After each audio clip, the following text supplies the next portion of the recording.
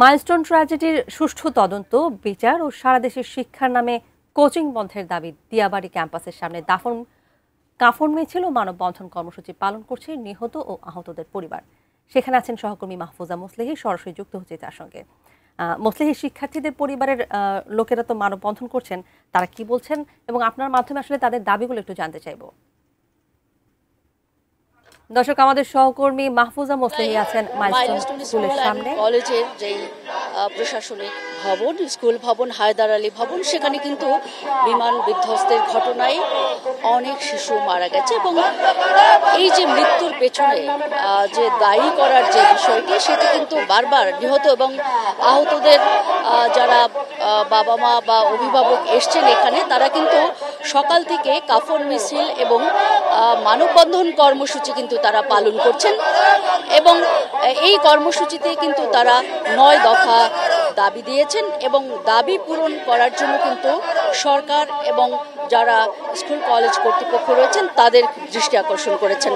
তাদের দাবির মধ্যে কিন্তু ছিল এরকম যে অবিলম্বে এই ঘটনার সুষ্ঠু তদন্ত এবং বিচার নিশ্চিত করতে হবে এবং সারা দেশে কোচিং বাণিজ্য কিন্তু বন্ধ করার একটি তারা দাবি জানিয়েছেন এবং সরকারকে এ ব্যাপারে অতি দ্রুত পদক্ষেপ নেওয়ারও দাবি জানিয়েছেন। তারা বারবার বলছেন যে ওই দিন স্কুল শেষ হলেও, স্কুল ছুটি হলেও কোচিংয়ের অপেক্ষা করছিলেন বেশ কিছু শিশু শিক্ষার্থী এবং এই শিক্ষার্থীরা মূলত হায়দার আলী ভবনে অপেক্ষমান ছিলেন। মূলত এই ভবনটিতেই আমরা জানি যে বিমান বিধ্বস্ত হয়েছে।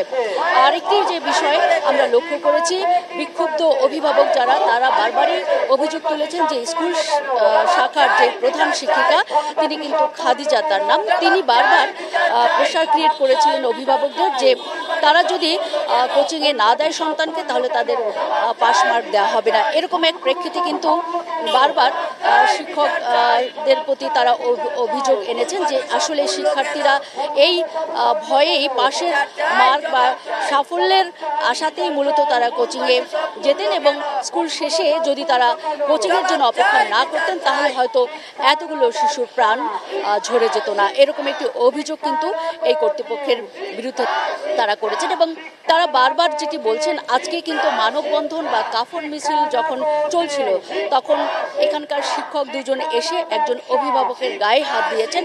ফলে তারা এই শিক্ষকেরও ভিডিও ফুটেজ যেটি আছে বা সিসিটিভিতে যেটি আছে, সেটি দেখে অবিলম্বে এই 2 শিক্ষক এর পদত্যাগ বা অপসারণ দাবি করেছেন। সব মিলে আসলে এই বিক্ষুব্ধ যারা অভিভাবক, আহত এবং নিহতদের যারা, তারা কিন্তু আরেকটি বড় দাবি জানিয়েছেন, অভিযোগ করেছেন সরকারের বিরুদ্ধে। তারা বলছেন যে বিমান বাহিনী কর্তৃপক্ষ তাদের চিকিৎসা এবং সেবা এবং খোঁজ খবরের বিষয়টি দেখলেও সরকার পক্ষ থেকে কেউ আসলে তাদের কাছে আসেননি এবং তাদের খোঁজ খবর নেয়নি। এরকম একটি অভিযোগ কিন্তু অভিভাবকরা বলছেন এবং তারা যেটি বলেছেন যে নিহত যারা রয়েছে তাদের প্রত্যেক পরিবারকে সরকারকে 5 কোটি টাকা ক্ষতিপূরণ দিতে হবে এবং আহতদেরকে অন্তত 2 কোটি টাকা ক্ষতিপূরণ দিতে হবে। এমন দাবি ছিল কিন্তু আজকের কাফন মিছিল এবং মানববন্ধন কর্মসূচিতে। এই ছিল আমার কাছে এখানকার সবশেষ পরিস্থিতির খবর।